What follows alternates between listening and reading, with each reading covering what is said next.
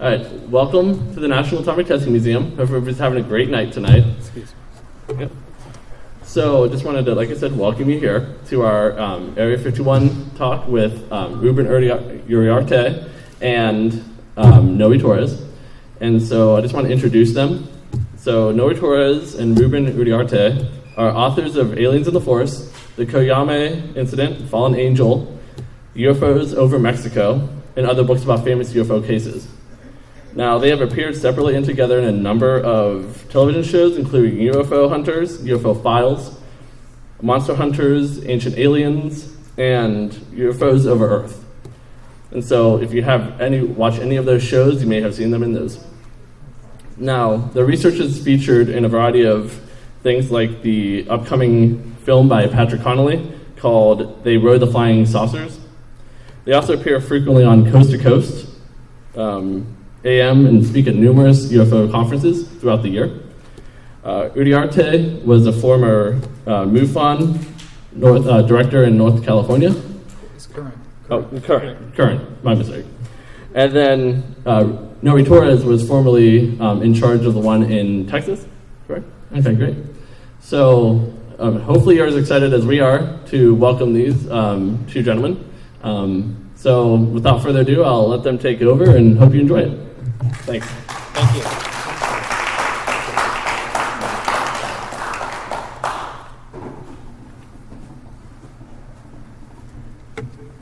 you. Introductions are always good because they get things kicked off. They get us launched.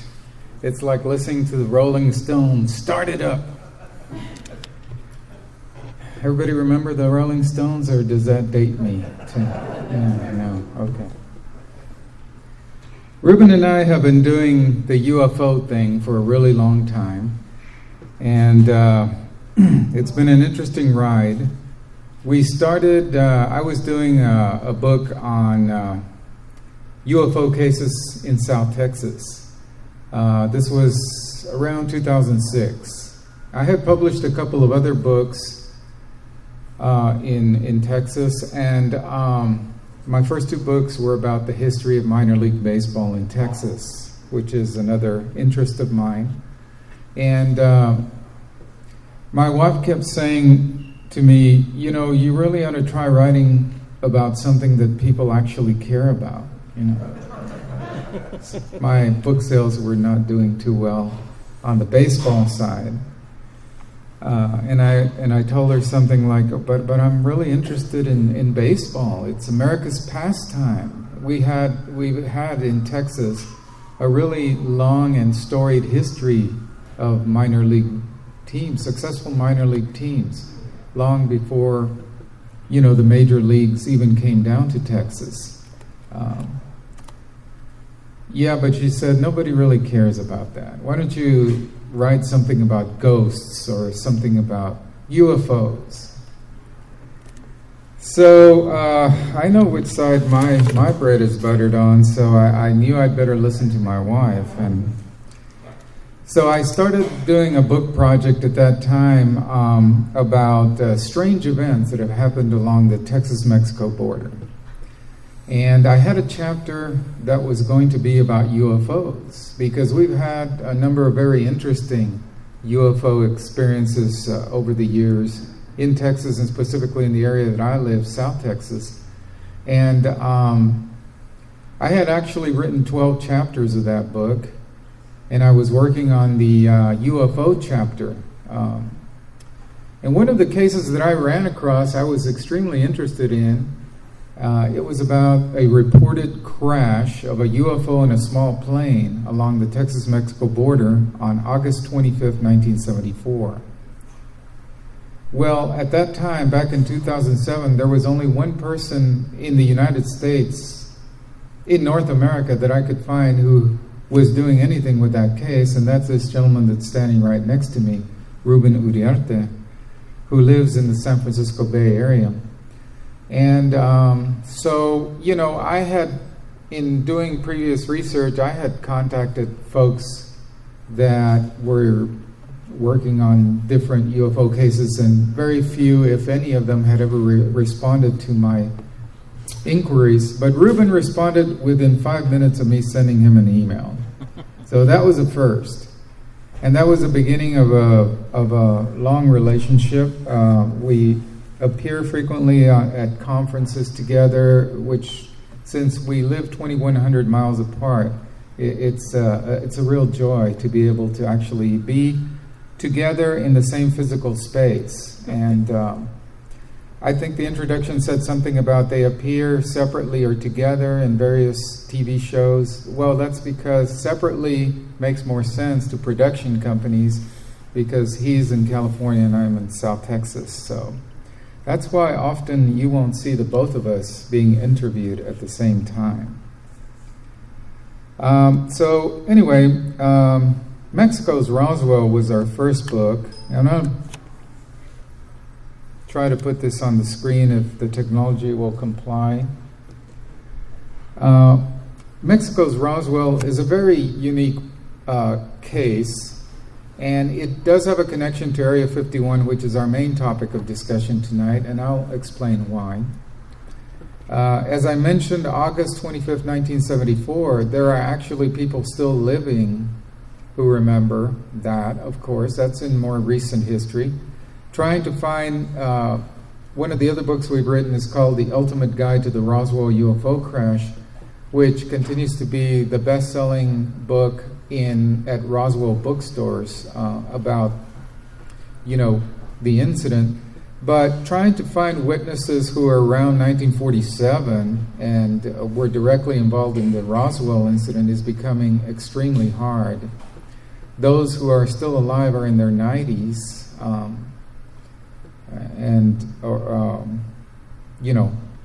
It's difficult. But 1974, that's more doable. And we continue to have people who contact us, usually after we appear on Coast to Coast AM or Jeff Rand's, or they see us on some of the TV shows. And in fact, a couple of years ago, we had, this crash happened right on the Texas-Mexico border, just south of the Rio Grande River, near a small town known as Presidio, Texas. And just a couple of years ago, we had some individuals who were standing on the north side of the international boundary on the Texas side. And in August 1974, looking across, they were actually driving down the side of a mountain, coming back home from going to a hot springs that's located up near the top of the mountain. They were coming down and they saw the explosion in the sky that evening that marked the beginning of this case. So that was a very interesting book. Now, during the research for this book, there arose the theory that the UFO that collided in midair with a small plane that had taken off from El Paso International Airport in El Paso, Texas, the two objects collided over near the small town of Coyame, Chihuahua, Mexico, across the river from Presidio, Texas. The theory is that the UFO, which had been seen coming inbound toward Corpus Christi, Texas, at over 2,000 miles per hour, 2,500 miles per hour, and altitude over 70,000 feet, made a 90-degree angle turn without slowing down, headed south now along the Texas coast, got down toward Brownsville, Texas, which is close to where I live, made another 90-degree angle turn and entered Mexican airspace about 40 miles south of Brownsville. It went on across the length of Mexico, mainly over sparsely populated areas, and collided with this small plane just across the Rio Grande River from Presidio, Texas. And the one of the theories that's been proposed is that the object was on a trajectory toward Nevada, possibly back to Area 51, and that it could have been something that was being tested.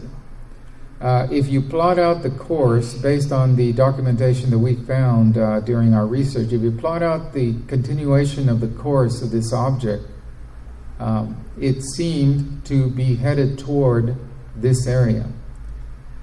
And so when Ruben and I were working on Mexico's Roswell, that was our introduction to the whole gamut of what Area 51 is, what it has been, its history. We started looking into that. And then we did our second book, The Other Roswell, a couple of years later. We found a retired Air Force colonel who lives near Wichita Falls, Texas, who told us that he chased one of those things and saw it crash near Del Rio, Texas. And as our research developed, it became a possibility that we explored that the crashed object that was retrieved by the U.S. military after the crash was brought here to Area 51. So we had those two links. So, sorry, I don't think I did anything. So the question then became, Ruben and I were not too familiar back then at that time with all the ramifications of what Area 51 was and, its history and so forth. So we've done a bit of research since then, and we've put together a presentation about it. And so tonight we're going to look at two things. Number one, how did Area 51 get started? I mean, what were its roots and what led to its development? What led to its early history?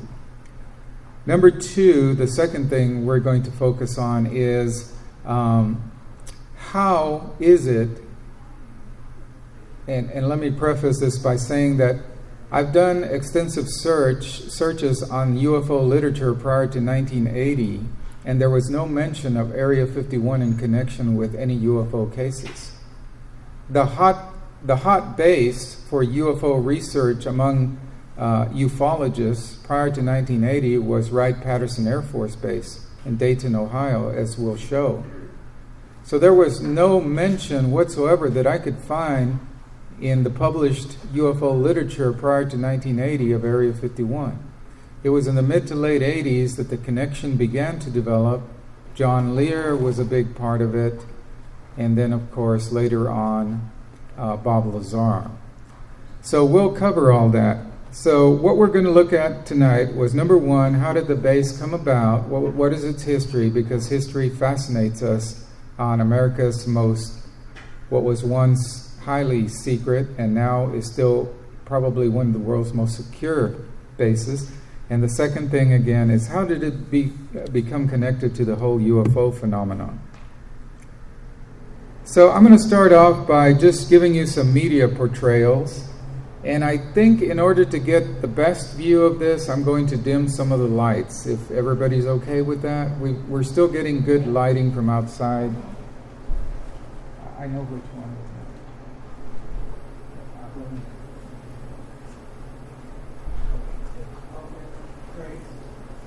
All right. All of you, or many of you, probably saw this. It's one of my favorite scenes from the X-Files, and this is how the American public first began to learn about Area 51. Although in this episode, the base where this occurs is not referred to as Area 51, which at that point was still considered a top secret thing that nobody talked about. They referred to this as Ellen's Air Force Base, which is a partial anagram of Nellis. And this is an episode from Season 1, Episode 2 of the X-Files, Deep Throat. Just a very short clip. So you get a sense of how America started learning about Area 51.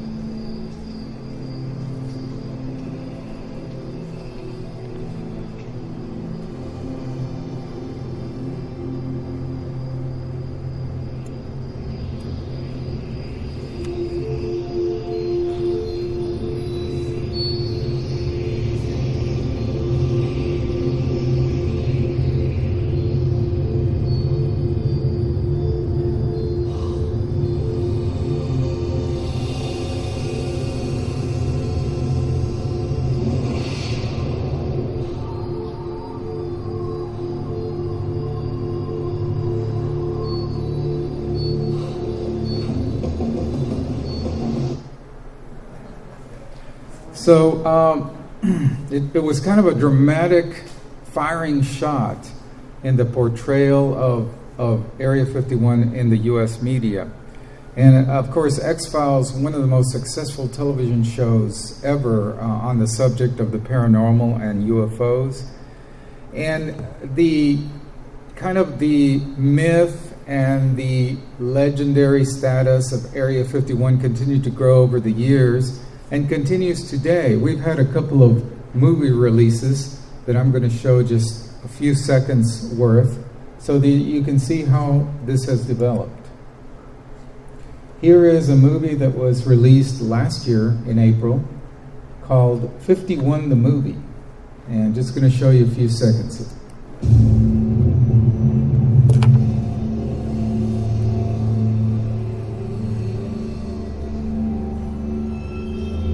Basically, that was one of the guards that just came up and he was telling us that we're not supposed to be filming and that we can't go any closer to the base. I mean, I get it. I want us to see what's there. The religious implications, the social implications. You really think people wouldn't be able to handle that? Yeah. It would take down our government. It would disturb the world.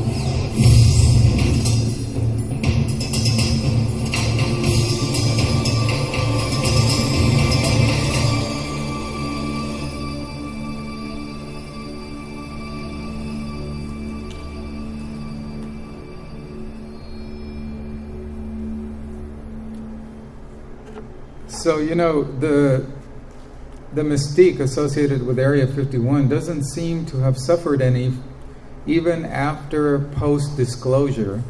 As you all, most of you probably know, in 2013, there was finally the definitive release of information that led to establishing beyond doubt that Area 51 really exists, which all of us already knew, but the government refused to acknowledge until 2013.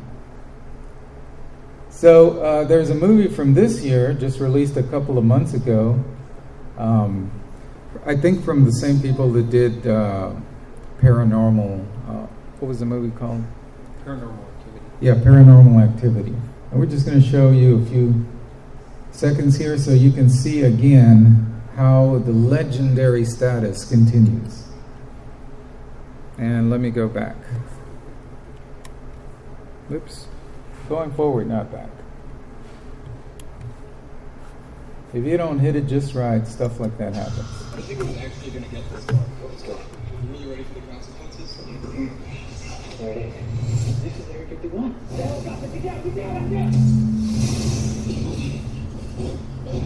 Turn on the thermals. The last button pressed will do the warming. Goes way down there. What is this? Look at this. Anti-gravity. This is not military technology. This is something else. Dude, there's white blood in there. This is huge. Oh.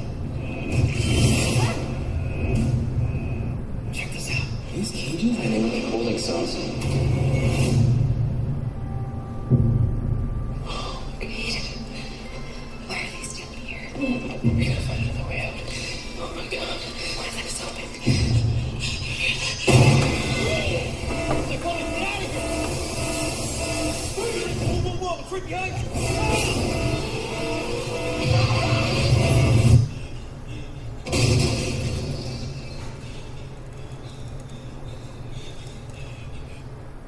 That's kind of a typical, found video journal type approach. The last two movies I showed, in fact. But the point is that Area 51 continues to be an intriguing and challenging and exciting thing for producers of material such as this. But for us to understand Area 51, I do a lot of presentations in schools. I've been a librarian for 30 years, and I'm currently a librarian for a school district in South Texas, and I'm asked to speak a lot at schools.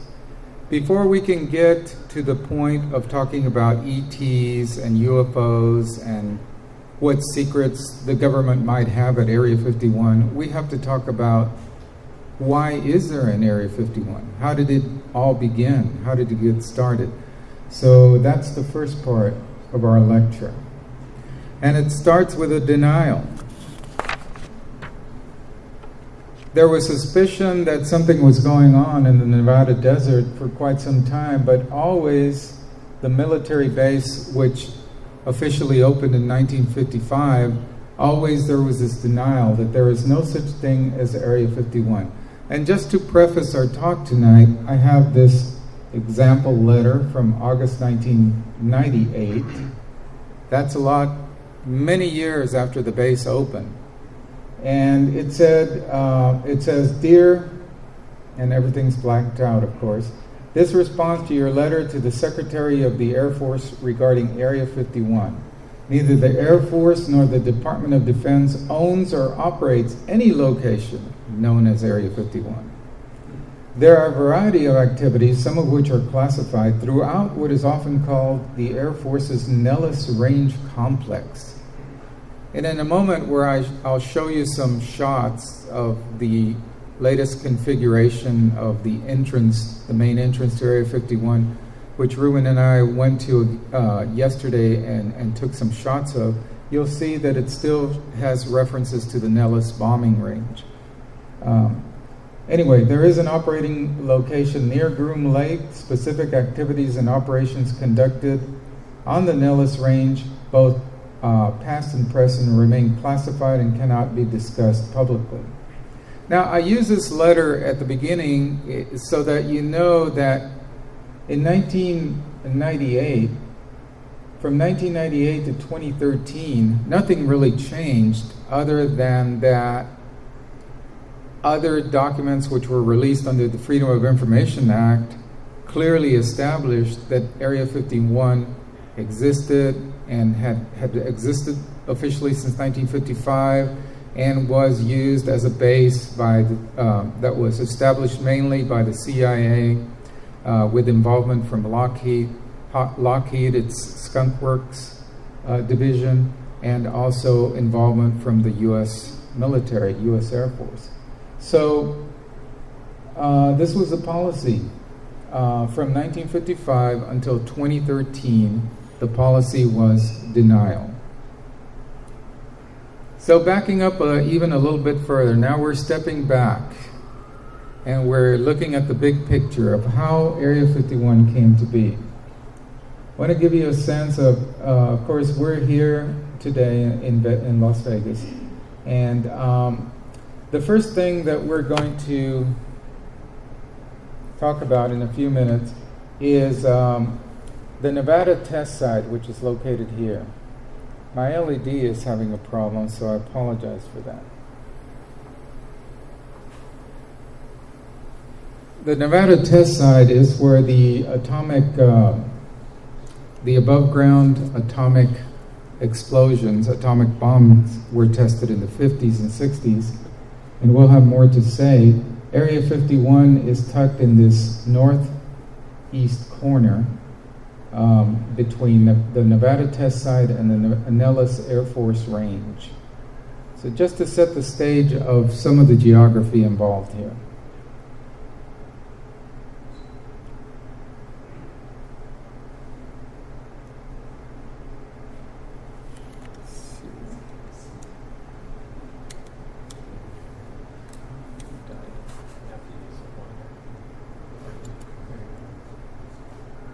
Okay, so Ruben and I went out there yesterday just to make sure that it still exists, okay? We were aware of what happened 2 years ago. The military and everybody is no longer denying that it exists, so we wanted to go out and see for ourselves, does it still exist? And it appears to still exist. Or for some reason, they don't seem to want you to cross this arbitrary line in the sand and go beyond a certain point. Now you notice in this sign the tie-in to Nellis Bombing and Gunnery Range. And you've got the warning, and you can probably barely see it in this picture, but I'll have some close-ups in a minute. Here is the pickup truck with two individuals inside that were looking at us the whole time that we approached. and they kept orienting the front of their truck toward wherever we were as we got closer, because we made a stop further back, and they were the front of the pickup truck was pointed right at us. Then we kind of slowed down closer to the main entrance, and they had reoriented the front of the pickup truck once again to be looking dead on to us. And then when we got right up to the entrance, they were once again pointed exactly toward us. And as you can see, it'd be very easy for them to just come on down this dirt road and take action if we were to cross that invisible barrier. We also noticed something new out there that's only been up 2 or 3 months, and that's this barbed wire, silver-looking barbed wire all along here and on the other side of the beginning of the paved road. So that's the latest from Area 51.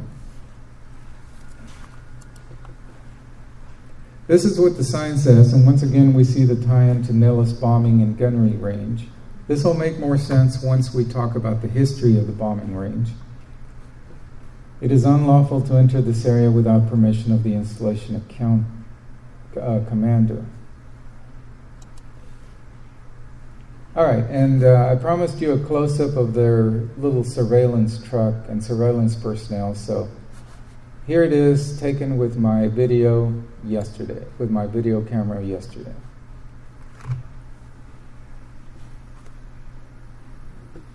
And you'll notice some kind of new sensor also in place up there on the embankment, just left of the truck. We're not really sure what that is yet. Does anybody here know? I'm going to zoom in once again here.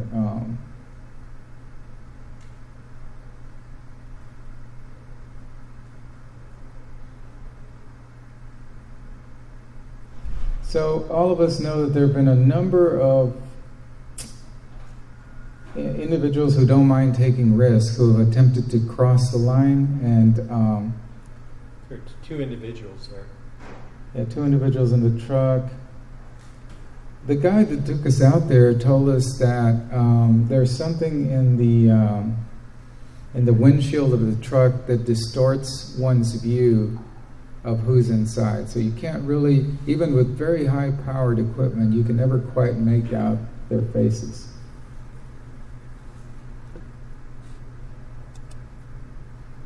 Oops, we've done that. We can go on.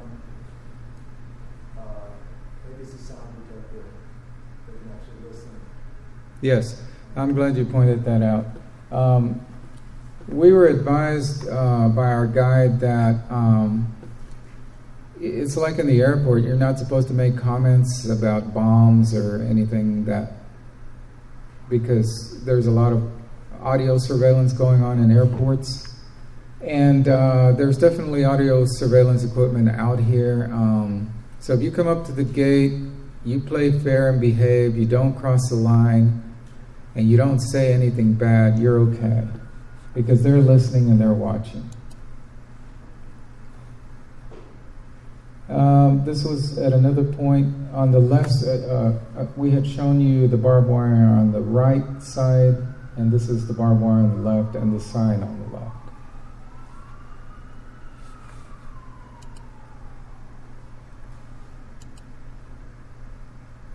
So I think we get the hint. We're not supposed to go there.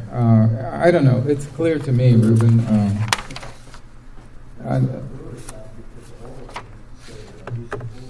Well, those have kind of faded, and there is another entrance to Area 51 that we didn't go to yesterday. That's kind of a service entrance, and that might still have some of the old signs, but you're right. We were talking about surveillance equipment. It's out there, and you've got equipment that detects thermal signatures. Supposedly it's tuned in so that only human thermal signatures register. And ground vibration sensors. So if you're walking across the desert, no matter how light-footed you try to be, you're going to cause some vibration, and they're going to know about it. And apparently they can, through the use of computers, they can detect 2 feet, as in humans, versus 4 legs, as in a deer or other type of wildlife.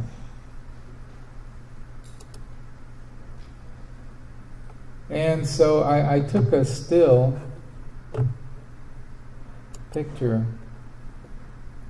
of this new device, which wasn't there until recently, and the latest surveillance vehicle.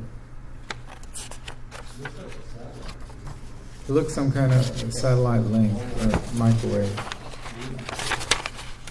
So I was feeling a little bit of the Walter Cronkite influence, since both he and I went to UT Austin, but I did a little stand-up routine, but the wind was really bad. I just wanted to kind of indicate that this is the point as far as you can go. So sorry about the wind noise in this, it's only about 10 seconds.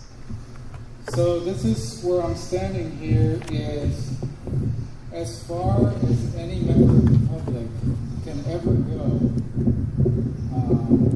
In fact, people have gone beyond here, other than the employees of the base, those who are conducting who are engaged in the various activities at the base, and a few public officials who were invited to come here. All right, that was one of my big moments, so. Oops. All right, let's go back in time now.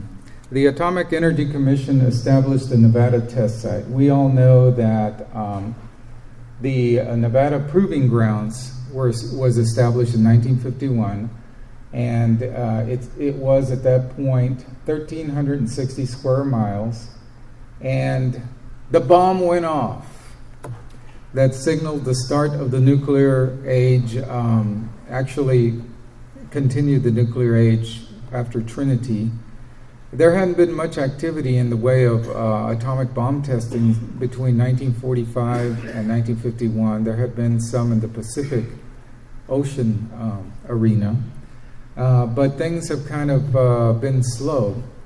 And there hadn't been any tests, above ground atomic bomb tests in the United States since 1945. And then in 1951,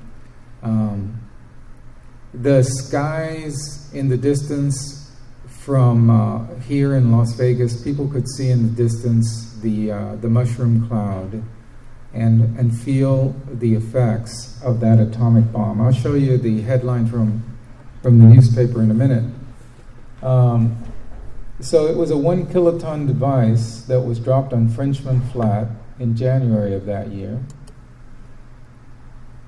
And here it was carried in newspapers throughout the country, and this is just one that I picked. It says, atomic test blast is set off in Nevada. An atomic explosion was set off at the Proving Grounds 100 miles from here, Las Vegas. Early today, some Las Vegas residents said they felt it, and its flash across the sky was seen over a wide area. And the Atomic Energy Commission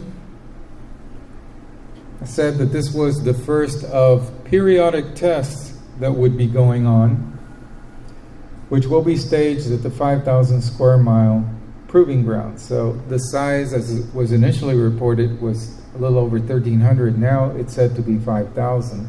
And of course, more land was added as we go along here. It was interesting. Some of the witnesses said they saw the sky light up to the east. It looked like a big flash, and then it was gone almost right away. So there we go. And interestingly enough, something that Ruben and I have always pondered is that shortly after we started setting off these things, there was a dramatic increase in the number of UFO sightings throughout North America. There's a lot of, theories and conjecture about what that means. I like Stanton Friedman's idea that we were, suddenly whoever it was that was observing our planet saw these tremendous flares appear on our surface. And that was our calling card that our barbaric species, who had barely outgrown stone knives, And we just got out. had suddenly harnessed the power of the atom, the power that runs the stars. So perhaps that is why they started coming in great numbers after that. Just once again giving you a geographical overview of the area.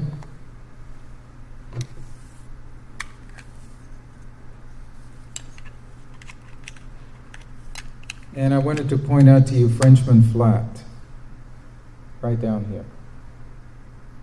Hurry before my battery runs out here. Does everybody see Frenchman Flat? Las Vegas down here. Okay. Oops. I wanted to show you this neat film. I'm just going to show you about a minute of this. It was a film that talks about what a fantastic place Nevada is to set off atomic bombs. The military was just gushing with enthusiasm about this.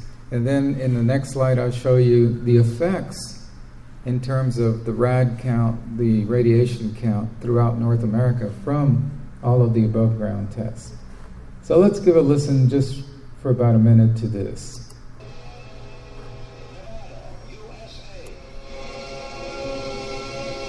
This is the valley where the giant mushrooms grow. More atomic bombs have been exploded on these few hundred square miles of desert than on any other spot on the globe. Little bomb.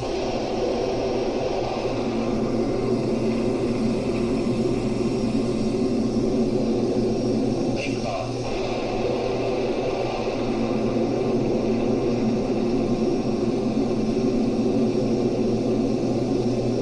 Low burst.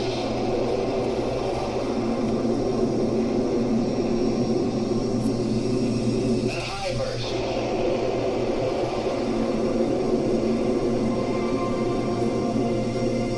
Within the last 2 years, 20 of these colossal blasts have echoed across the great barren stretches of the Southwest.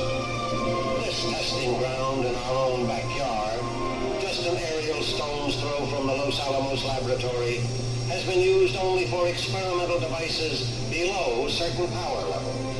Even so, it has been hugely valuable. It would have cost months of precious time and millions of dollars more to do this testing at the Pacific Proving Ground on any Weetop Atoll. So it was a cost-cutting measure, actually, for them to start setting off these bombs here in Nevada, as opposed to going out to the Pacific Ocean, like they had been doing between 1945 and 1951. So if that's any comfort to everybody who became irradiated from it. All right. So the total number of nuclear detonations from 1951 to 1992 in Nevada alone, 1,021. How many of those were above ground? 100. The site is considered to be one of the most radioactively contaminated sites in the world and will remain that way for thousands of years. And just one note is that the area here is divided into numbers. There's, different area designations, Area 12, Area 8, Area 15. And so people always wonder where the Area 51 designation came from. It's simply a geographical point of reference where that land area had been given that designator. So what happened to all that radiation? Where did it go? I mean, it's like a New Year's Eve, people shoot guns up in the air. They the bullets have to come down somewhere. And tragically, every year we hear about somebody getting hit, a child usually. Sometimes people are killed. Well, we know that the above-ground bursts, in particular, spread radiation throughout North America. This was a pattern. Here's Las Vegas. The testing occurred in this area. And you see kind of a northern and northeast and east.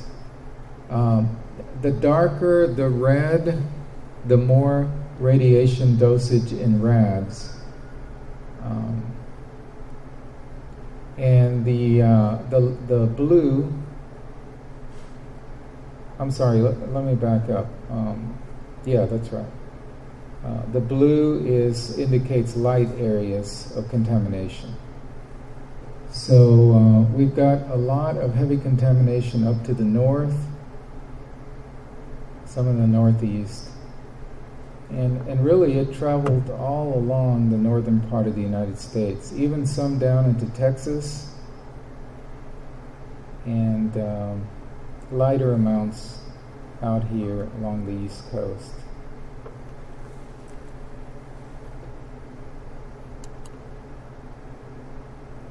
Well, we weren't the only ones doing atomic bomb testing by a stretch.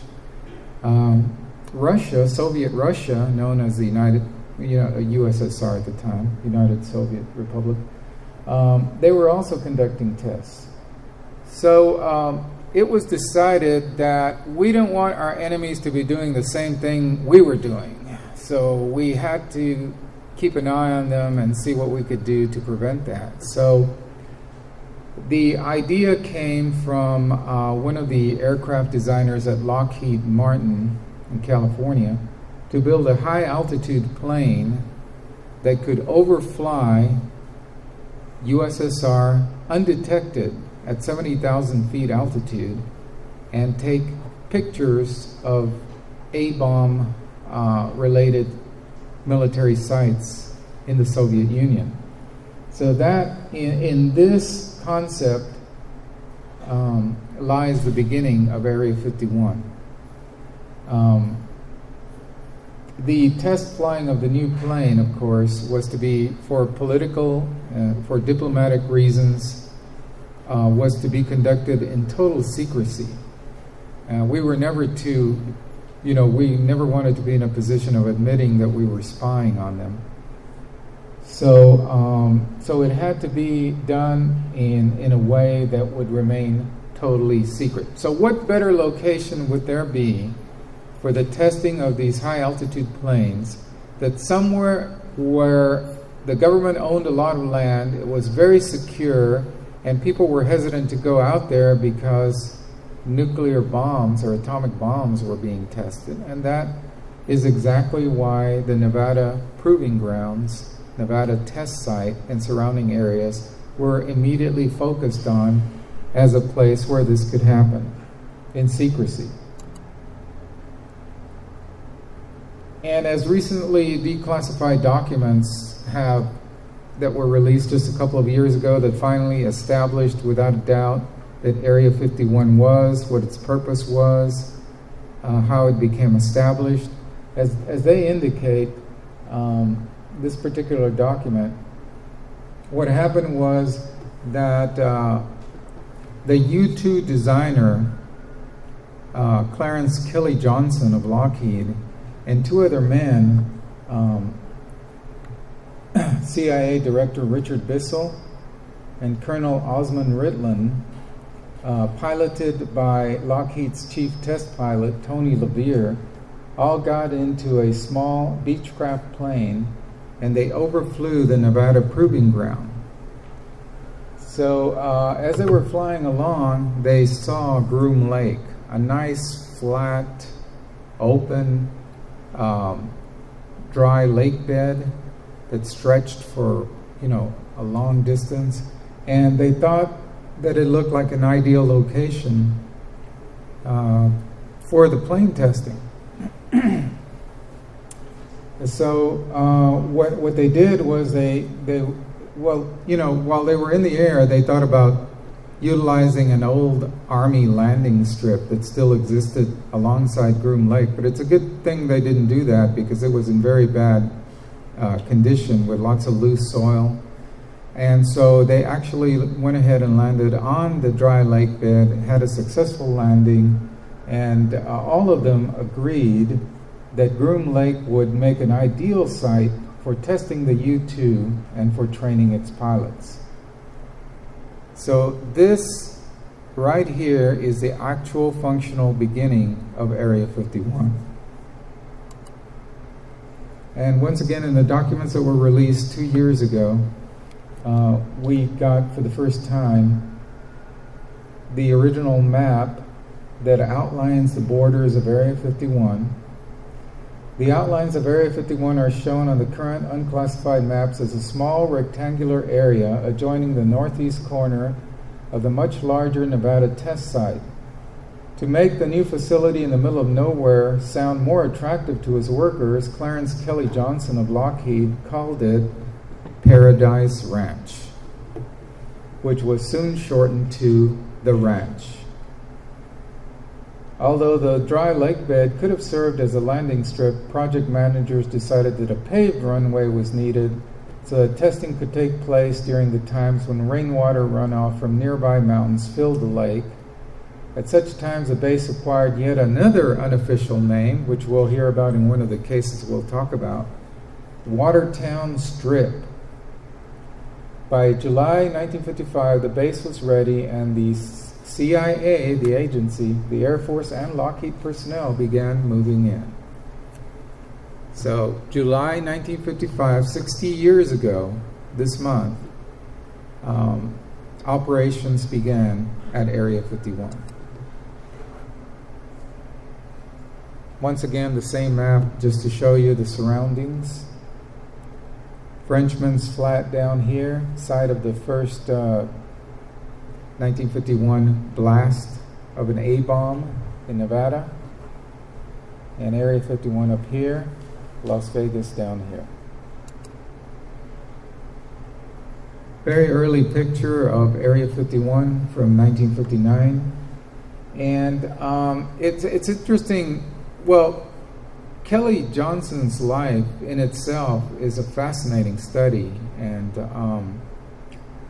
the comment that he made regarding the finding of Groom Lake and the decision to establish military operations, CIA and military operations there, is very, very enlightening, I thought.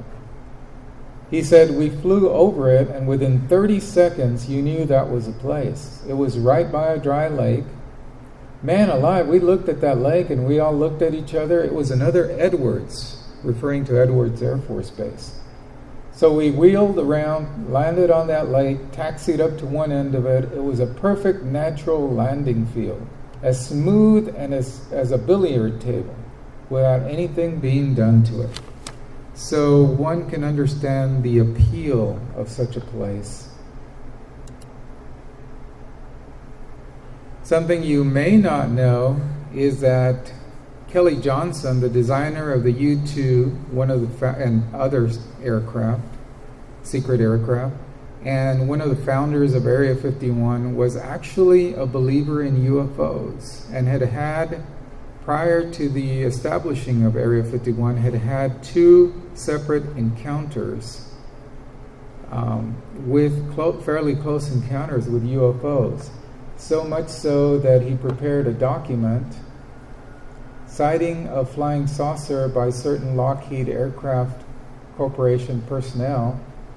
It was addressed to the Commander Air Technical Intelligence Center, Wright-Patterson Air Force Base in Ohio. What year? 1954, January 1954. So at that time, Wright-Patterson Air Force Base in Dayton was the Area 51 of its time in terms of supposed UFO connections, and it continued to be so until the 80s. It was the primary military base that UFO researchers looked at whenever they talked about us hiding UFO secrets, until around, as I say, the the early to mid 1980s. So let's talk more about Kelly Johnson's UFO experience. So he and his wife saw this object, and he said in the report, when it did not move or disintegrate, I asked my wife to get me our 8-power binoculars so I would not have to take my eyes off the object, which by now I had recognized as a so-called saucer. As soon as I was given the glasses, I ran outside and started to focus the glasses on the object, which was now moving fast on a heading between 240 degrees and 260 degrees. When I got the glasses focused on the object, it was already moving behind the first layer of haze. I gathered its speed was very high because of the rate of foreshortening of its major axis. The object, even in the glasses, appeared black and distinct, but I could make out no detail as I was looking toward the setting sun, which was, of course, below the horizon at this time. I'm going to skip down a little bit. The object hovered stationary for at least 3 minutes and appeared to be very large, but not knowing its distance from me, I could not estimate its dimensions. At all time, the object appeared as an ellipse with a finesse ratio of the larger axis to the minor one of about 7 or 10 to 1. I estimate the position of the object to be roughly over Point Mugo, which lies on a bearing about 250 degrees from my ranch. This was in California. I don't think I mentioned that. I should also state that about 2 years ago, Mrs. Johnson, once again referring to his wife, and I saw an object which I believed at the time and still do to be a saucer, flying west of Brent's Junction, California on a very dark night. I did not see the object myself, but in other words, he was not able to make out the physical characteristics of the hull and so forth, but he saw the form of it in a clearly defined flame or emanation as shown on the attached sketch. The object was traveling from east to west at a very high speed and with no noise. My first impression was that it was an afterburning airplane, but the lack of noise and the pure spread of the flame eliminated that possibility completely.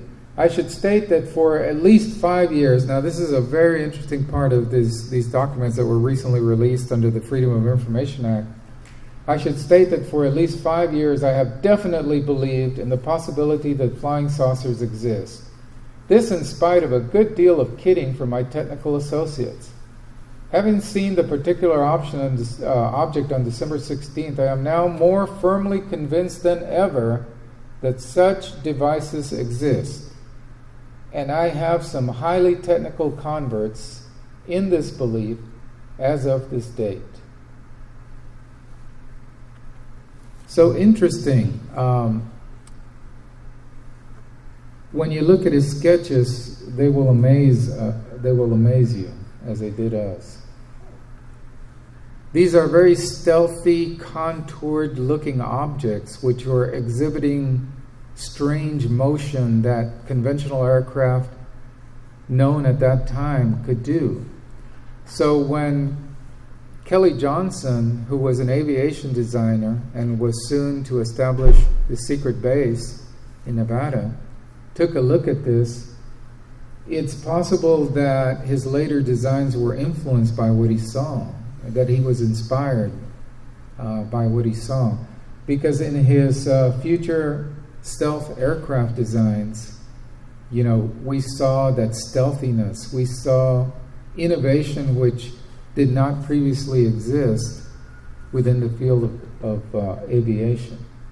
So these were the shapes that he reported seeing in those two encounters.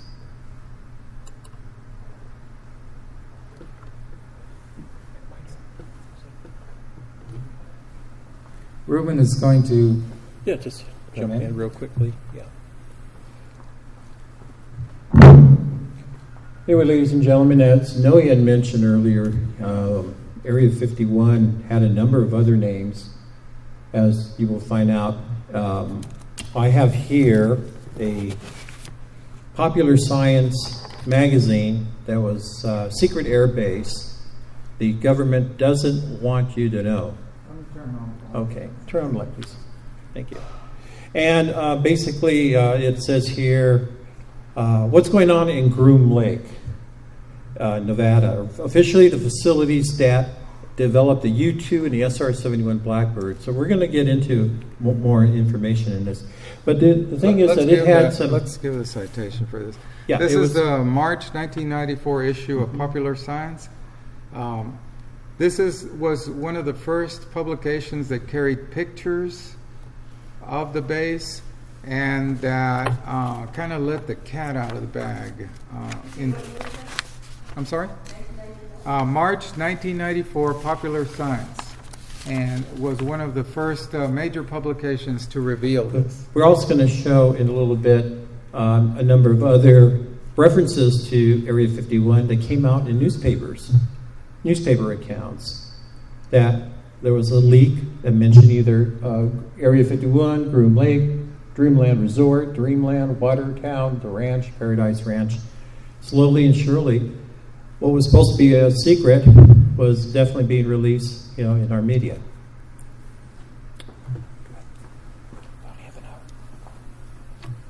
It's an hour and a half. Ruben is my automated time clock. Keep me on time, Ruben. All right, we're going to talk about a series of projects, aviation projects that were run at Area 51, but it all starts with the U-2, which I've already briefly mentioned. America's first spy plane, developed by Clarence Kelly Johnson. High-altitude flyer, as I mentioned before, it was meant to spy on the Russian nuclear tests, plain and simple, from a very high altitude where it could not be detected. There was a news release. We're going to show you how over the course, it's easy for us after the fact to look back and say, wow, how were they able to release that information and people not realize that there was a secret military base doing black ops in the middle of the Nevada desert sooner? Why did it take so long? Because the leaks of information that we're going to show you, you'd have to piece them all together. You would have to have already had a suspicion, and somehow they just slipped through people's net. For example, this news release issued to many Las Vegas media outlets in May of 1955. Now, when did I say the base was first opened? July 1955. So a few months before, there was a release sent to all the media announcing the beginning of construction of a small satellite Nevada test installation that would include a runway, dormitories, and a few other buildings. Now, in retrospect, that's significant. Back then, it just slipped on by everybody's radar screen. We'll see some more examples. Oops. We know that there was a crash on Mount Charleston in 1955, and it was directly involved with the operations of Area 51. Those of you that have been through the Area 51 exhibit here, there are pieces of the wreckage and there's information about what happened there. But basically, the story ran in the media all over the United States that a C-54 military transport plane was, quote, believed headed for a super secret Atomic Energy Commission installation at the nearby Nevada Proving Grounds and may have carried atomic scientists or other important officials.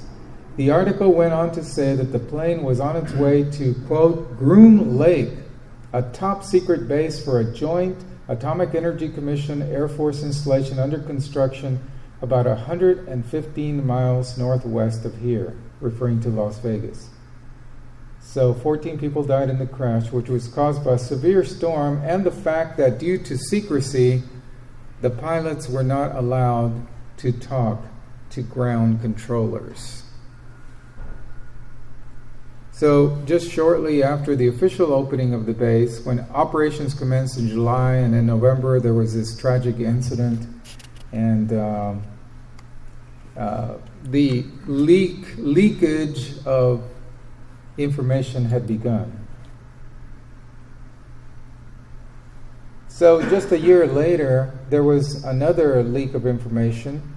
There was the crash of an unidentified U.S. Air Force aircraft in Arizona, which was engaged in high-altitude research. And it had, now notice this, we talked about Watertown Strip. It had taken off from the Watertown Strip in Nevada. The pilot parachuted to safety and was quickly whisked away, and further media coverage was prohibited. The plane, in actuality, we found out later from doing research, was a Lockheed U-2A 56-6690 Article 357, and the pilot lost control due to hypoxia caused by a faulty oxygen feed. Did you have a comment on that? No? Okay. So this was we looked at all the information leaks over the years, and this was an unusual one. In 1957, a civilian pilot found himself in trouble, needing a place to land, and he landed right in the middle of Groom Lake. And no doubt a lot of surprised CIA employees at Area 51 were tremendously shocked to see this. His aircraft ran out of gas, landed on Watertown Airstrip in the restricted airspace, only 20 miles from ground zero for most nuclear detonations. So the press releases indicated that this is a dangerous place where people should not be flying. So he ended up being released. He was not hurt. And he proceeded on to California. 1957, another major leak about Area 51. The Atomic Energy Commission distributed a booklet called Background Information on Nevada Nuclear Tests. It went out to all the media. The booklet describes, although it does not include this information in this map that you see here taken from the book, but it describes the existence of a small base at Groom Lake called the Watertown Project, supposedly a weather research station.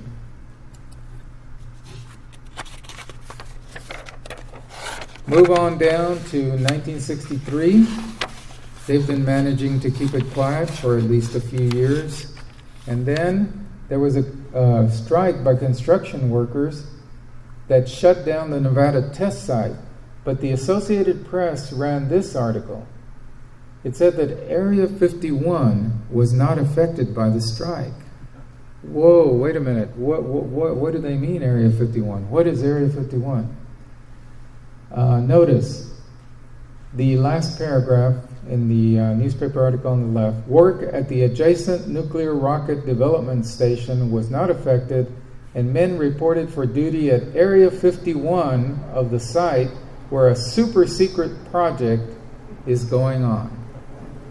You'd think that would have set off some alarm somewhere, but people seem to just let that one go by.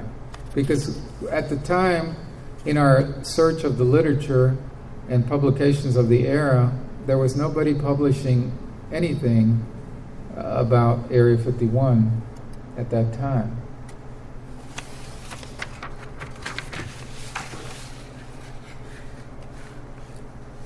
Well, this was another breach of security by the media. There was a crash, a tragic crash. A pilot was killed.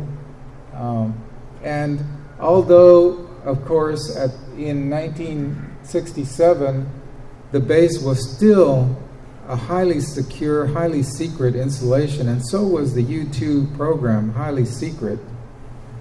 It was put out on the wires to the entire world that Area 51 existed and that the U-2 spy plane program existed. Notice what it says. The Voodoo F-101 crashed Tuesday, killing the pilot. The crash area known as Area 51 is located about 50 miles west of the small community of Caliente, Nevada. Entrance into Area 51 is granted only to a few exclusive personnel with top security clearance. A dry lake bed, it was used to develop the U-2 spy plane. Wow. And its successor, the SR-71. All of this was not supposed to have been reported. The test site is the United States Underground Nuclear Testing Area. So we were amazed when we were doing our search of all the articles about Area 51 when we find total exposure to what was going on at Area 51 as early as 1967 in 2 newspapers at least. Another 1967 problem, the CIA director in a memo that became public, refers to Area 51. He says, operational missions will be planned, directed, and controlled by the Central Intelligence Agency Operations Center. The 3 Oxcart aircraft and the necessary task force personnel will be deployed from Area 51 to Cadena. That should have made people once again ask, Area 51, what's that? 1967, the U.S. Geological Survey accidentally released this photo that you see on the screen showing Area 51. And what did we say to that, Ruben? Oops. 1974, the Skylab astronauts accidentally took a picture of Area 51 and went public. Oops.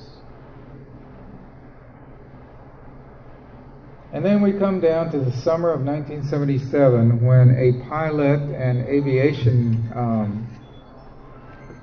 person, I guess would be the best way, he was involved in so many different aviation endeavors, I'll just call him an aviation pioneer.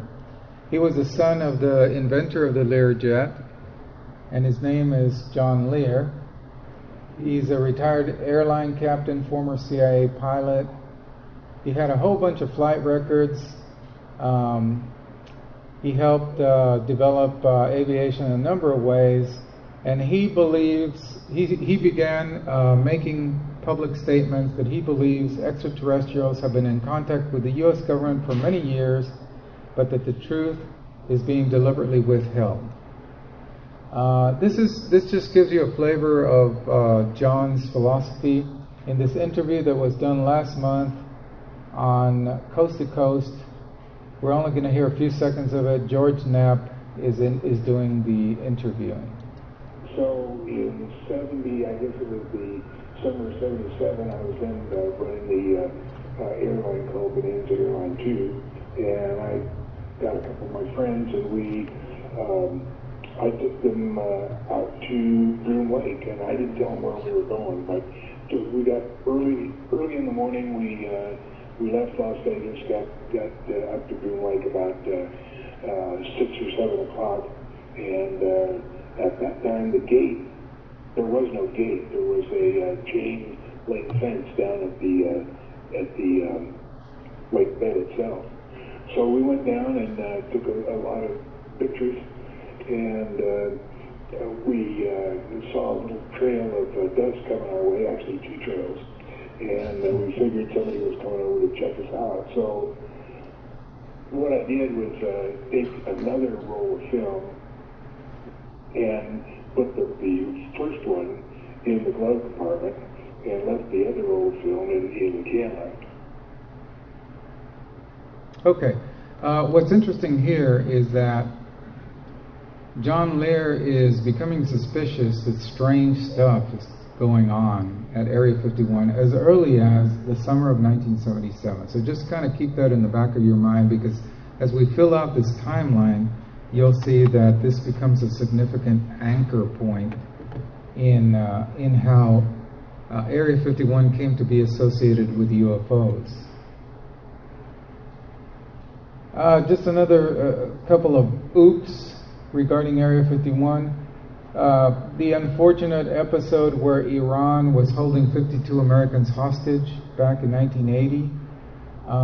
It was widely reported in newspapers throughout America that the hostage rescue team trained at Area 51. So, which was still supposed to be secret. And the article says in part, the Department of Defense, which reluctantly acknowledges the existence of Area 51, has never disclosed its purpose. At one time, it was used for testing the secret U-2 spy plane. In recent years, it is believed Area 51 has been the landing and takeoff test facility for many sophisticated spy planes. 1980, post-Watergate, people are starting to question the U.S. government and its activities a little bit more than we did in the 50s and even 60s. So suddenly, people are asking, what is Area 51 and what exactly goes on there? But once again, when this article slipped, it was still highly classified.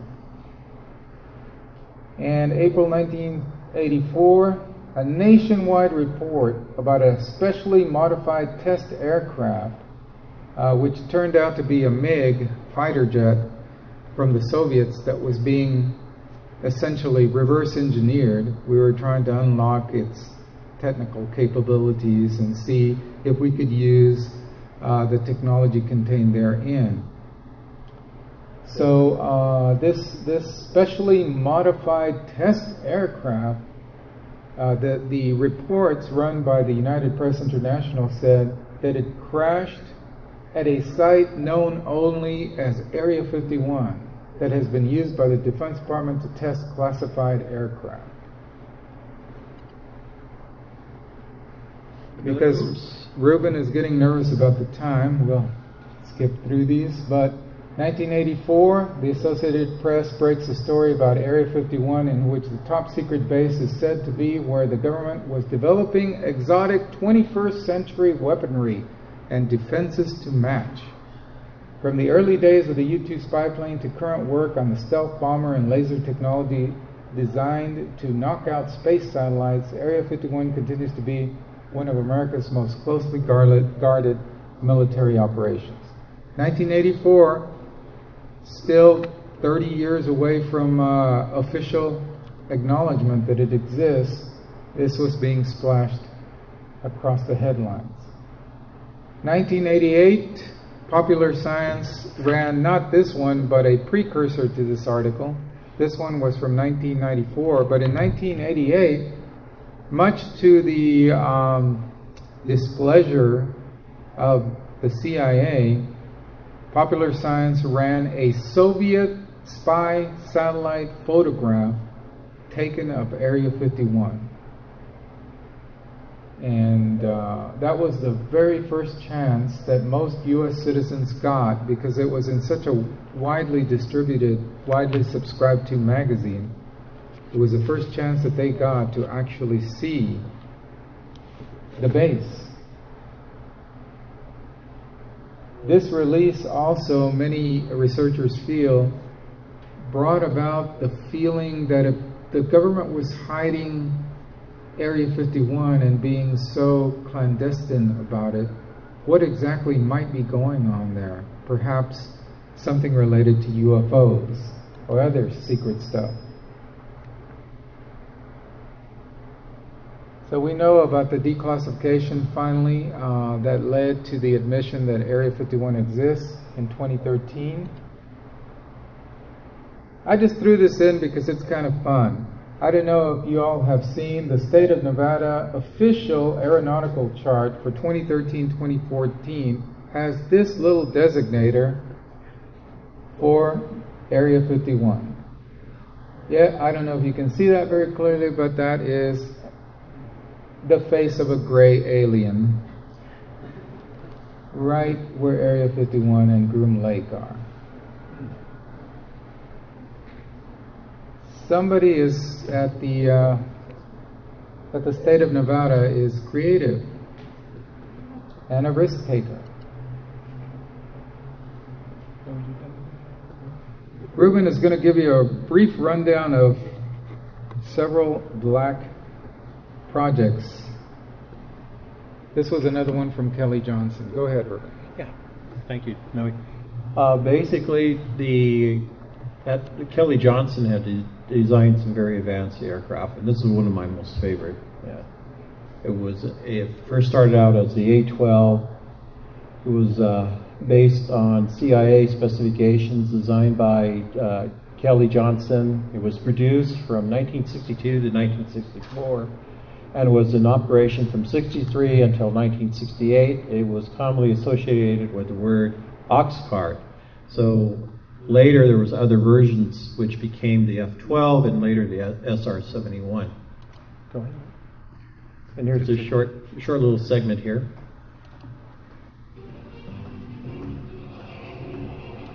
Despite the secrecy surrounding the ox cart, clues from an early mishap are finally coming to light decades later. It was low altitude subsonic engine test. We had problems with getting the engine to accelerate out to Mach 3. We flew north out of the area and got up to 25,000 feet, headed south, and we started getting into the weather. Something just wasn't feeling right. Losing airspeed, but it wasn't indicated. Pretty soon, the airplane pitched up, went up, got inverted, and went into a flat incipient spin. You just can't recover.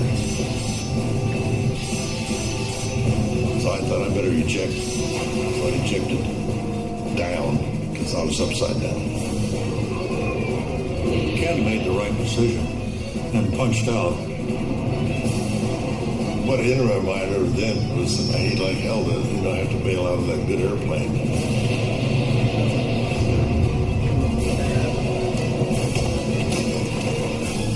He landed somewhere out near Wendover, Utah.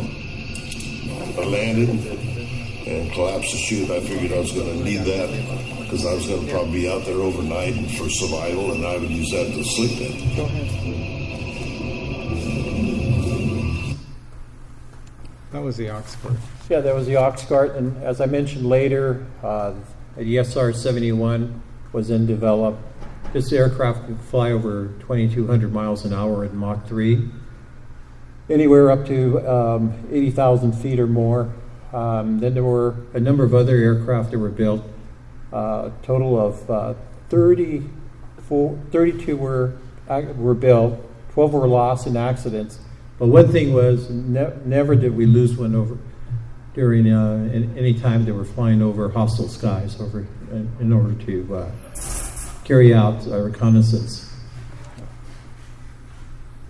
And of course, there was another development of drones, one that was called the Lockheed D-21, and this particular drone was developed to fly over China, over the Soviet Union. I believe there were 4 actually that have flown missions. They found some technical problems with them, but again, this was the advanced stealth technology that was being used at that time. I'll cover the F-22, your favorite?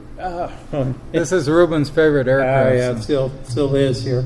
Of course, we have now the stealth Lockheed Martin F-22 Raptor. Again, it's a single-seat, twin-engine, all-weather tactical fighter. It entered service into December 2005, and at this time it's out of production, but only 187 of these planes have been built. Air Chief Marshal Agnes Houston, former Chief of Australian Defence Force, said in 2004 that the F-22 will be the most outstanding fighter plane ever built up to this time. Okay, and I'm going to just briefly cover a couple of the more advanced and projects that probably a lot of us haven't heard too much about. The Bird of Prey, which really appeals to me because supposedly the name comes from the Klingon Bird of Prey from the Star Trek television series, and it was designed to be once again, it was stealth.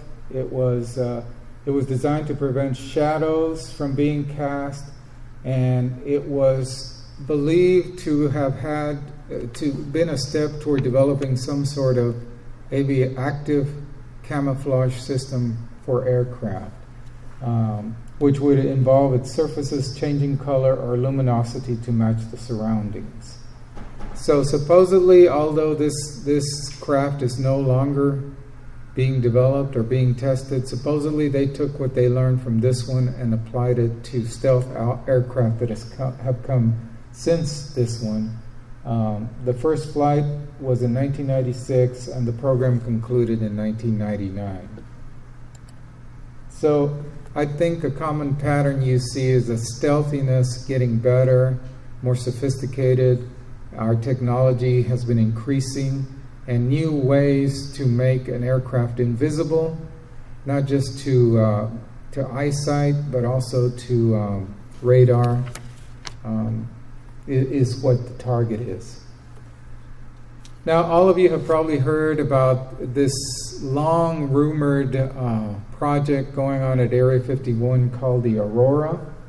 It's been reported since the late 1990s that a hypersonic plane, Mach 5 or 6, using a new kind of engine propulsion, referred to commonly as pulse detonation, leaving a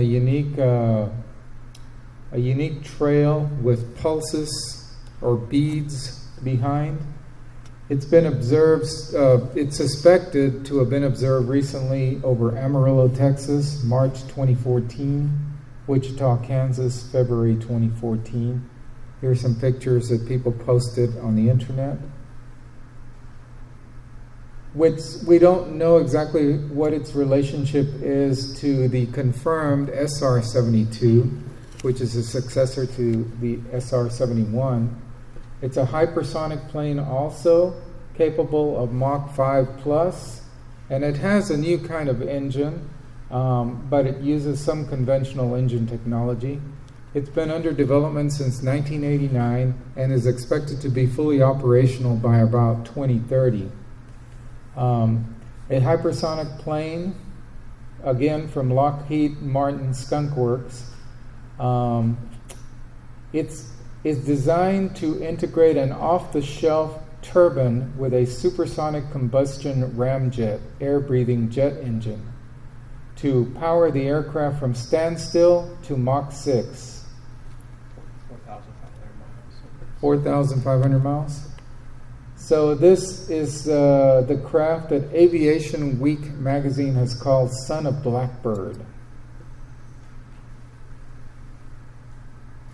Twice as fast as the SR-71. Its body will have to oops, what happened? My other clicker is suddenly working again. Sorry about that. Let me go back.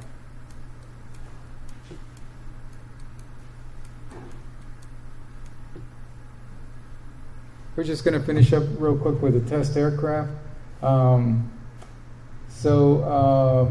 It will have to, the body of the plane will have to withstand the extreme heat of hypersonic flight when air friction alone could melt steel. And its bombs will have to hit targets from possibly 80,000 feet altitude. And once again, the projected operational year is 2030.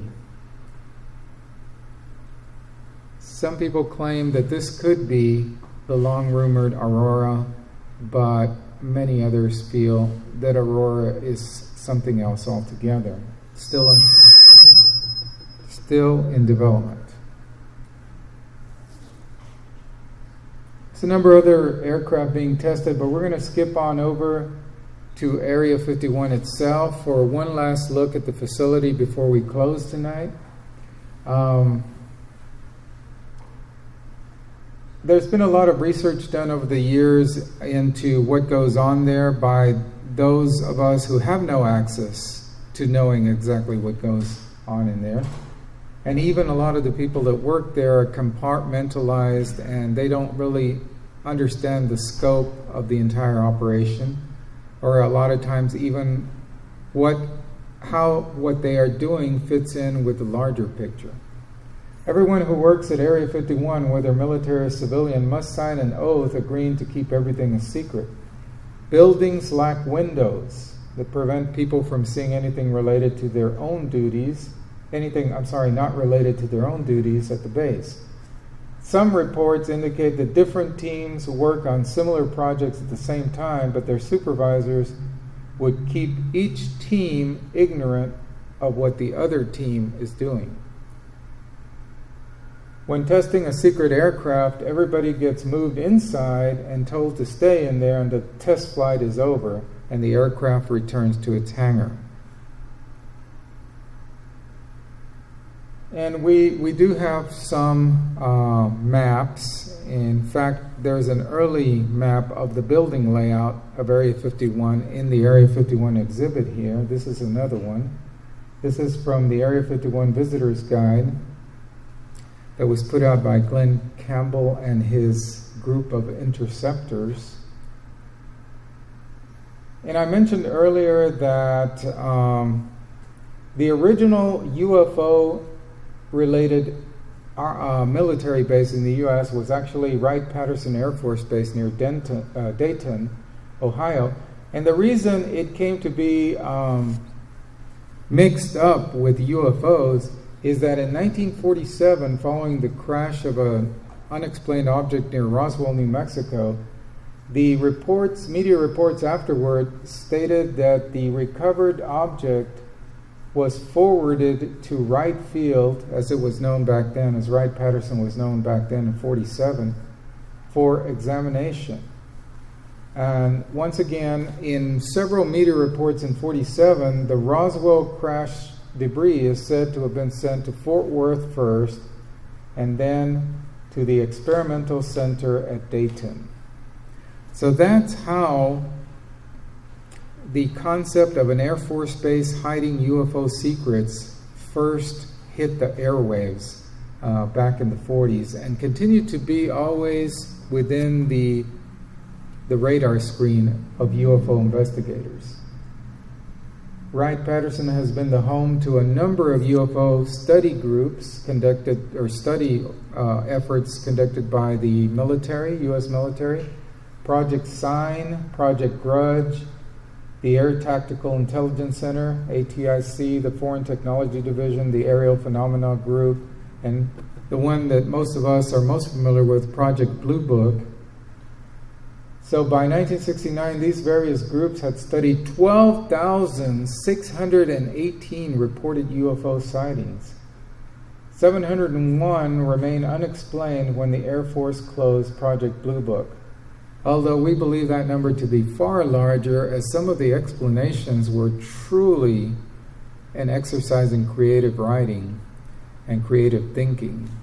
And a lot of them that were explained away with strange explanations probably should have gone into the unexplained category.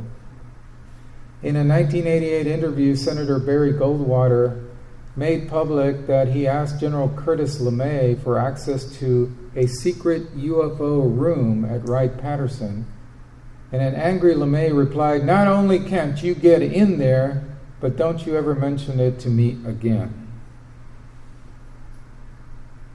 So as I mentioned at the beginning of the lecture, and now as we're closing it, I reiterate that prior to 1980, there was no mention in the UFO literature of a link between Area 51 and UFOs. We did look at several important works, reference works, including Ronald Story's Encyclopedia of UFOs, and could find no link between the two up to 1980. And then in 1987, John Lear, who we mentioned just a few moments ago, made a pronouncement in which he directly linked Groom Lake to clandestine research on UFOs that had been recovered and so forth, claiming that between 1972 and 1974, a huge underground facility was constructed for and with the help of the extraterrestrials. So that's when it really hit that there could be a connection between Area 51 and UFOs, and really it came from John Lear in 1987.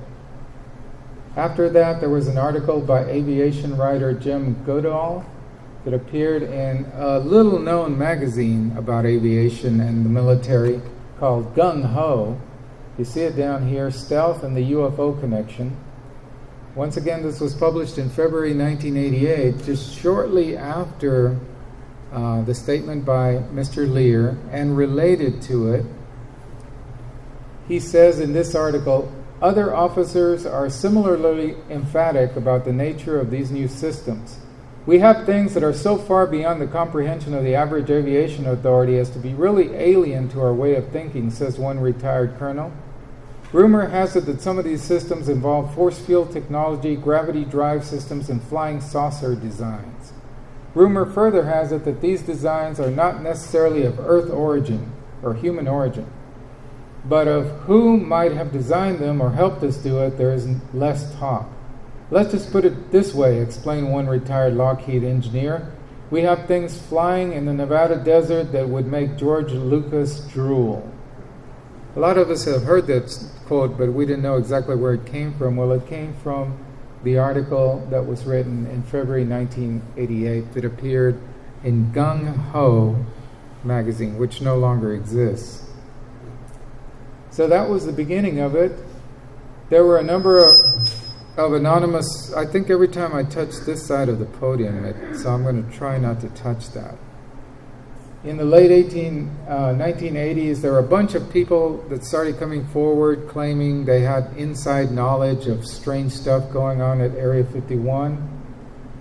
There was a very important documentary that was shown, that was broadcast live in the United States in which it was hosted by a well-known actor of the time, Mike Farrell, in which several anonymous sources who were presented on the air with distorted voices and their identities were not known, and they claimed to have inside information about this vast network of UFO secrecy that existed.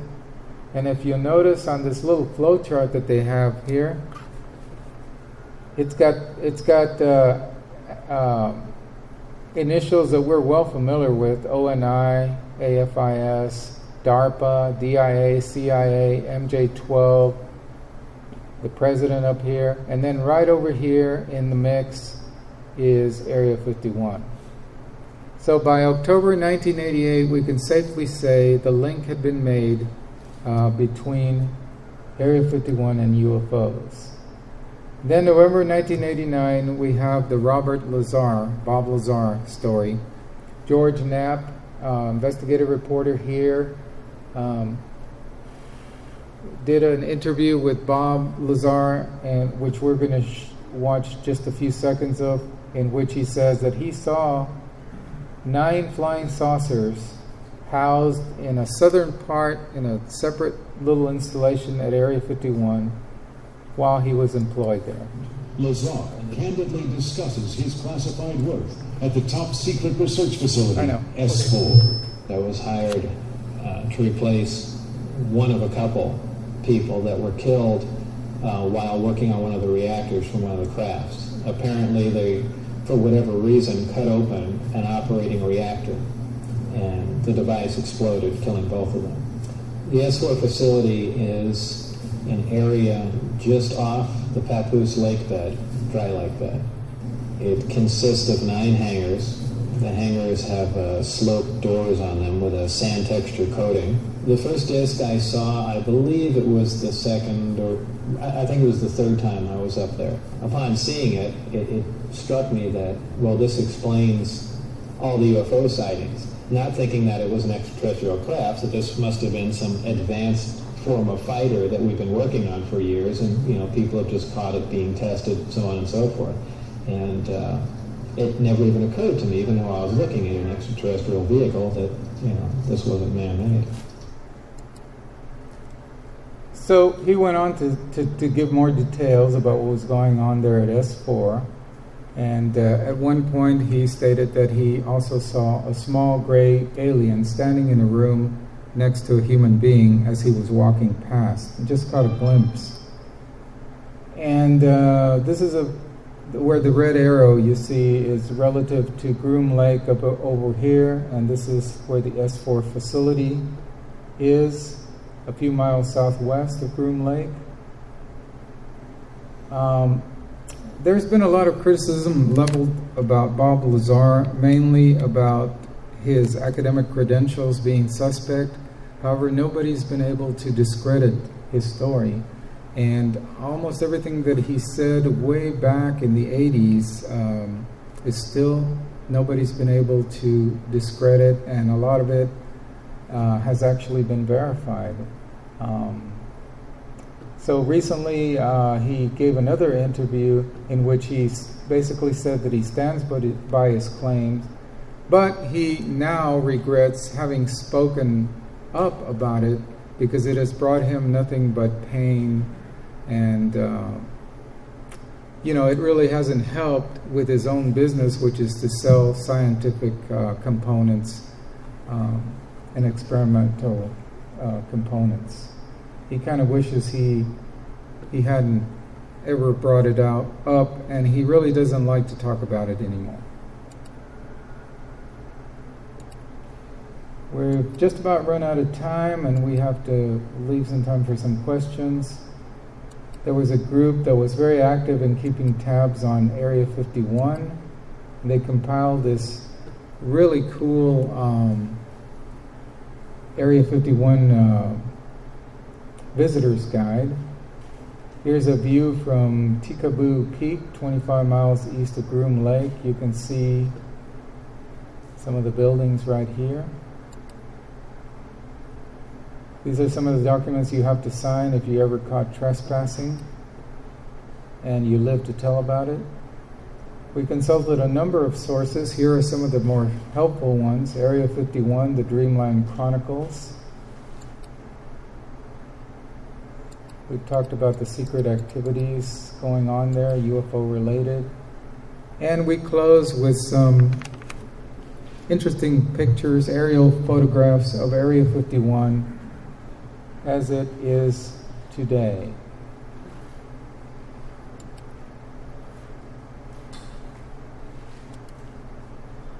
In that previous picture, you see the dry lake, you see the extremely long runway here.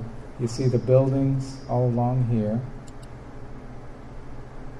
This is a zoom in on the main cluster of buildings at the site. A little bit closer look at them.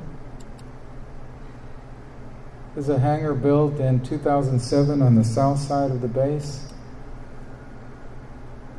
There is a hangar which is not in the Google Earth pictures yet, which was built last year. Some people say that Area 51 is no longer as active as it used to be, and that most of the operations have been moved away from there, and yet new facilities keep being constructed there. So if anybody wants to visit Area 51, we recommend a company called Adventure Photo Tours based here in Las Vegas, because they do a really good job of safely taking folks who want to get some photographs of the area. Of course, you can't go into the base, out to near the base and surrounding interesting points. And to learn more about Area 51, I highly recommend the best internet site about all things related to Area 51. They even have maps of, they actually have a file you can download which turns your Google Earth into a close-up view of Area 51 and labels all the buildings as to what it is believed that each building is used for. So that's amazing. Dreamlandresort.com. Secrets of Area 51 revealed. And Ruben, come on up. We'll take a few questions, and then there will be some time left if anybody wants to go through the exhibits. Hit that bottom, yeah. We appreciate your attention tonight, and does anyone have some parting questions for us? Yes, sir. Well, maybe related to that photo of the antenna. Do you know if anyone's trying to take a drone out there to operate the remote My understanding is that all of the frequencies are jammed, either jammed or used, and you would not be able to fly a drone. Also, we've been told supposedly there is a device known as a drone killer there, which it searches out any drone frequency that might be in use and zaps it. So that would kill communications between the drone and the controller box. Can I make a point here too? Ruben wants to make a point. Yeah. The other thing we're told too, if you fly your drone over there, then chances are you'll be arrested for espionage. So. A couple more questions. Anybody? We were a little bit concerned. Of course, when you're standing right there, you know that if you go a few steps more, you could get into serious trouble. So Ruben was keeping a very wide berth. And Actually, pushed them over. No. Actually, there was a gusty wind yesterday, and my cap, my little ALN cap, blew off my head and was headed across the barrier. So I rushed and grabbed it right before it went into the bad area. Other questions? Yes, sir. What's that road used for? Do you know if is that the road that the buses use, the blackout buses do? That particular road where you're standing, is it actually being used by them or the workers? A lot of the workers, as you know, arrive by plane, and some of them supposed to take a bus. And some of them take a bus, and it's used for those purposes, for the bus and other transportation. Did you ever see anybody actually? We don't, and we asked our guide who has been there on many, many occasions, and he says he hasn't really seen other vehicles other than tourists. And so, yes, sir.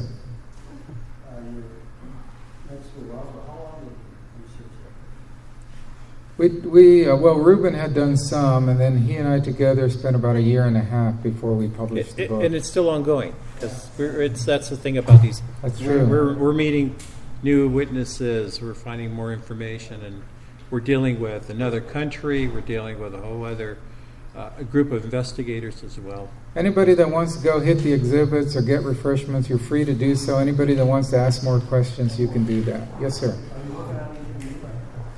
Yeah, we just finished a book project a few months ago with some investigators from Mexico on pilot sightings in Mexico. And it has done very well in bringing to light something that we don't hear much about. Number one, pilot sightings, which in North America are extremely restricted. Pilots just simply don't talk most of the time. In Mexico, they're a little more open. So a group of researchers from Mexico City, Carlos Guzman and Alberto Salazar, have been compiling for like 50 years. Right? Yeah. They have 50 years worth of files of pilot encounters over Mexico. And other parts of Latin America, but primarily Mexico. Primarily Mexico. So we put out this comprehensive book on UFO sightings by pilots in Mexico for... Yeah. And in general, also, it's interesting to note that the Mexican people seem to be far more open about UFOs than we are. So, unfortunately, traditionally the CIA, the U.S. CIA, has controlled the UFO secrets in Mexico through their agents in Mexico City. So that's why we haven't seen more releases of information from the Mexican government, in addition to other factors. Any other questions? Yes, sir. I'm sure you're familiar with the work of Bill Cooper, Wayne Cooper. How does it relate to what you do? Can you talk about it? And to substantiate anything he said in any of his books? Or We haven't focused on Bill Cooper too much. We haven't really gone down that. We'll take a look at some of his work. We'll certainly take a look at that. Beyond a pale horse, and I know that. It's all from a long time ago. Yeah. People have done even since then. What he saw on the scene, all that stuff. You haven't researched much of that? No, but we're still learning and growing, hopefully. So everything interests us, and we picked up a lot of very good tips here. You ever run across the Walter Cronkite of Mexico before? Musan? Well, Jaime Maussan, you mentioned his name, and it's like a lightning rod. You know, people either love him or hate him, so I try not to mention his name. Ruben and I try to stay in the middle as much as possible. Some good information has come through Jaime Maussan's media channels, and some of it not so good.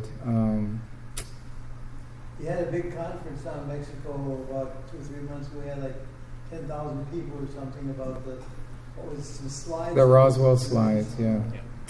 And were they authentic? Do you have any idea? It appears that what those slides were the mummified remains of a child that was on exhibit at a museum in the Four Corners here in the U.S. in the 1940s.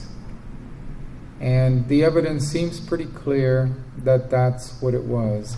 One of the things that Ruben and I saw right away is that the slides did not seem to show a military setting. The people that you could see little parts of their bodies, they did not seem to be dressed in either medical uniform or in military uniform. And also, there seemed to be some other artifact on display along with the body, like, I don't know if it was a mammoth skull or something way in the background. No, just to point out, there's still a lot of controversy on that, so it's not totally been resolved. It's still another... As I mentioned, it seems to be that that's what it is. The evidence seems to indicate that. Yes. Oh, no, please do. Please do go. We'll meet there at the table? Yes, we'll be at the table if anybody has further questions. Thank you so much.